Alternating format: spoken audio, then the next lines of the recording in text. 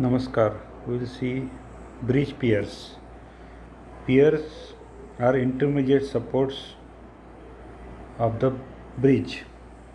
These are the intermediate supports, and the end supports are called as abutment. It is a part of substructure.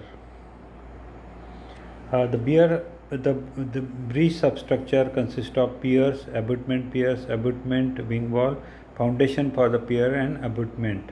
In this, we are today we'll just try to understand the piers as well as abutment piers. The types of piers, there are two major classification of the types of piers, that is solid pier and open pier.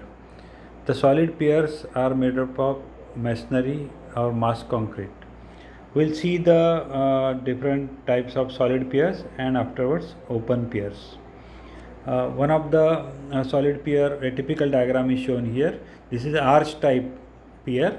Here you will just find there is a bed level is shown, the batter is shown, the height of the pier is shown, and the haunch filling and formation level is shown. HFL is also shown. So there is a difference between HFL and there is pre-board is also added to that. So height of the pier, it is actually as you see, it starts from the foundation and it is up to the girder. In case of this arch type of pier, the springing point and the foundation, that is the height of the pier. You will see the pier batter. The batter is 1 in 12 to 1 in 24. If it is a short length, short height pier, then the sides are vertical. The pier width should accommodate the seat for two bearings, and the clearance between two bearings is 15 centimeters. So that is to be taken into account. We will just go ahead. So this is cut water and ease water. Pier ends are shaped for easy passage of water. It prevents the formation of eddies and consequent scoring effect. So in this diagram you will see the piers with semicircular ends, piers with included angle 30, 60, 90, piers with the face of equilateral arches of circle, and the piers with the face of intersecting at 90. So it prevents the formation of eddies. And what is the cut water? It is in the upstream side. The shape of the pier in the upstream side of the river is actually cut water. In the downstream side, it is ease water. Now we'll just see the solid piers. One of the solid pier, dumbbell pier. You will find there is diaphragm wall shown here, and the two circular actually piers are columns are there. We can call it as a columns. So and connected with a diaphragm wall. In the plan, in the section it looks like a dumbbell, so it is called as dumbbell type of pier. This is commonly you will just find this dumbbell type of piers.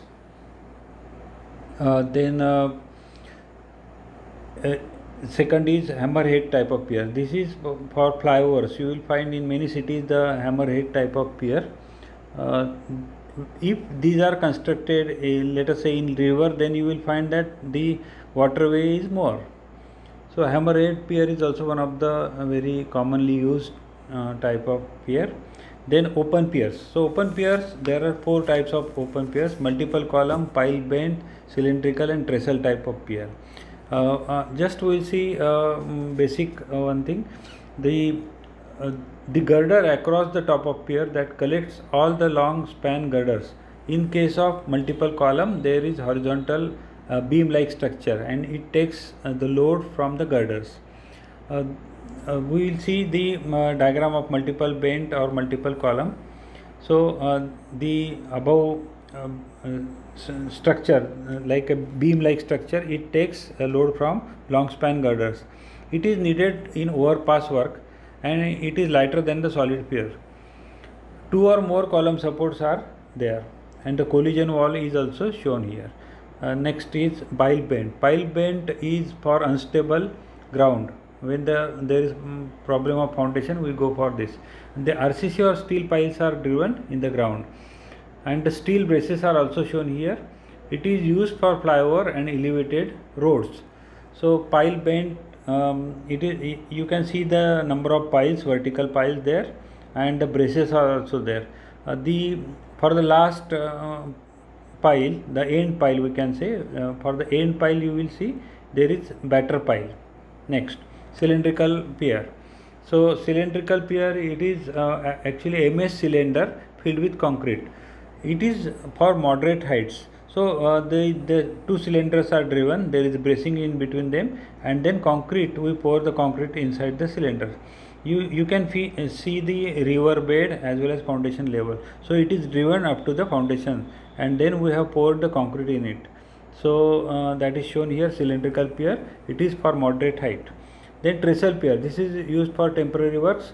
The water, it should do not have water current.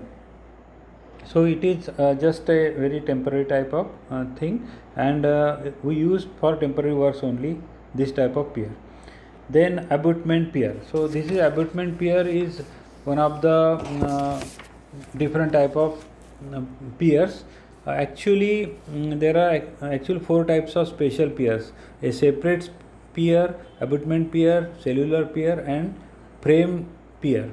In that abutment pier, we are just trying to understand the multiple span arch bridge.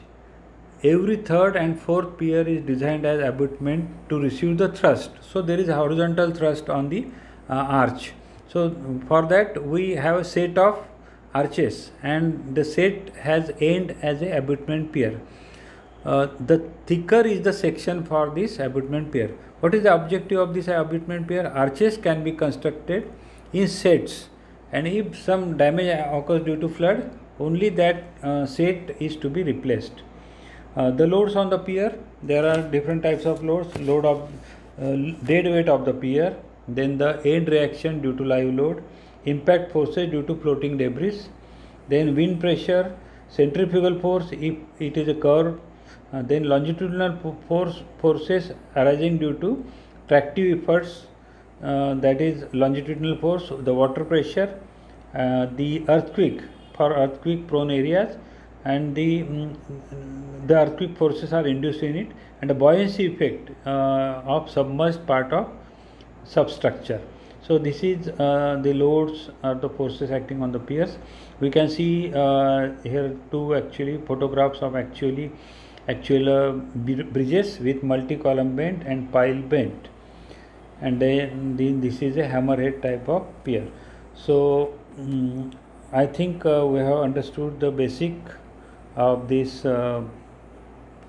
pier. Thank you very much.